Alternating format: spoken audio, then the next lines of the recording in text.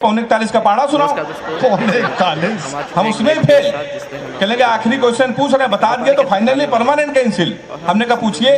कहने के हिंदुस्तान में सबसे बड़ा कांड क्या हुआ? हमने कहा जलियांवाला बाग। बोले वेरी गुड, ये कब हुआ था? हमने कहा 1919 में। बोले इसमें हुआ क्या था? हमने कहा अंग्रेजों ने हमारे कई हजार आदमियों को मार दिया था। हमसे कहने लगे सबके नामों पते बताओ। तो हमारी वो शादी भी कैंसिल। उसके बाद हमारी शादी होने की उम्मीद हुई। एक लड़की हमको मोहल्ले में पसंद थी तो हम उसके घर चले गए।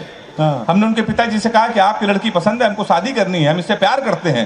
तो कहने लगे प्यार तो इससे सारा मोहल्ला करता है, सारे मोहल्ले की शादी इससे कर दें। तो हमारी वो शादी भी कैंसिल। फिर एक दिन हमारी शादी हो गई। बिल्कुल आपको सच्ची घटना बता रहा हूँ, भारत और पाकिस्तान का मैच था क्रिकेट का। अच्छा, पूरा हिंदुस्तान मैच देख रहा था, हमारी शादी थी। हमने पिताजी से कहा आज के दिन शादी न करिए, पूरा देश मैच देख रहा है, हमारी आप शादी कर रहे हो। नहीं माने, कर दी। भारत और पाकिस्तान का मैच, हमारी शादी। हमारे कुछ कानपुर के दोस्त हमारी बारात में डांस कर रहे थे, कान में मोबाइल लगा के भारत पाकिस्तान सेमीफाइनल मैच की कमेंट्री भी सुन रहे थे।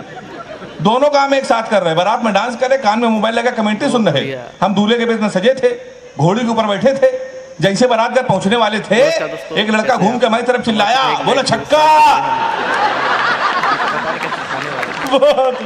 हम डर गए भाई साहब।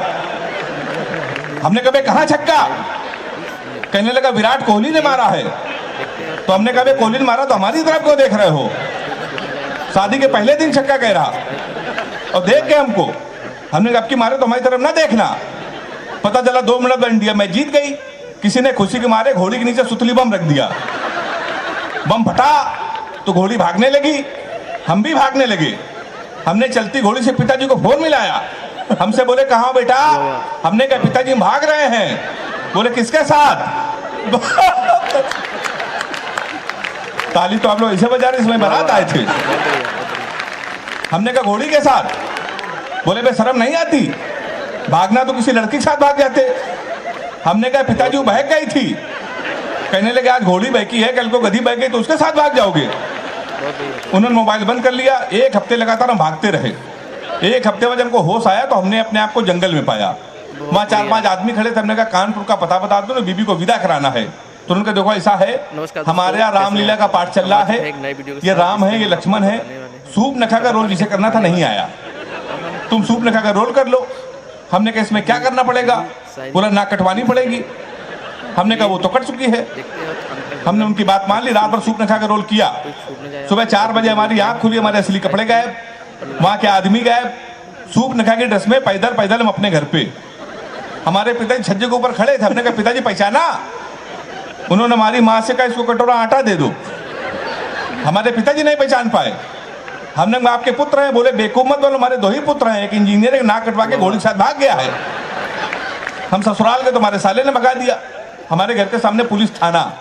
पुलिस को हमारी जरूरत कब पड़ जाए इसलिए हमने घर थाने के सामने ले लिया।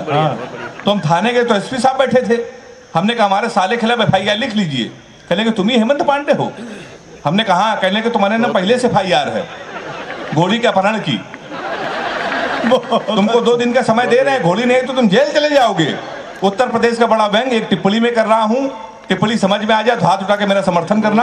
हमने उनके पैर छू, हमने घोड़ी ढूंढ लाइए। कहने के पुलिस का काम है घोड़ी ढूंढना। हमने कहा ढूंढ लाइए। कहले पुलिस के इतने बड़े अधिकारी घोड़ी ढूंढ लाए। हमने कहा एसपी साहब भैंस तो आप ढूंढ लाए थे। हाय हाय, वाह क्या बात है, बहुत अच्छे, जीते रहिए, वाह। व्यंग्य पे आपने तालियां बजाई।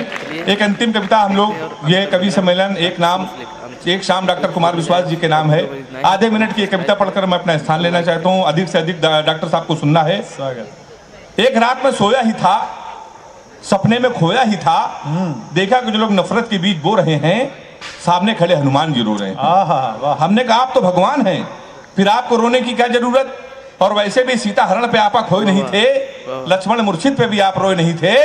आपने सूरज को निकला, आप मुस्कुराते रहे थे, आपकी पूंछ तक जली, आप खिलखिलाते रहे थे।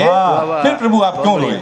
कलियों के दर्द से उबे तो नहीं है, किसी कष्ट में आप उबे तो नहीं है।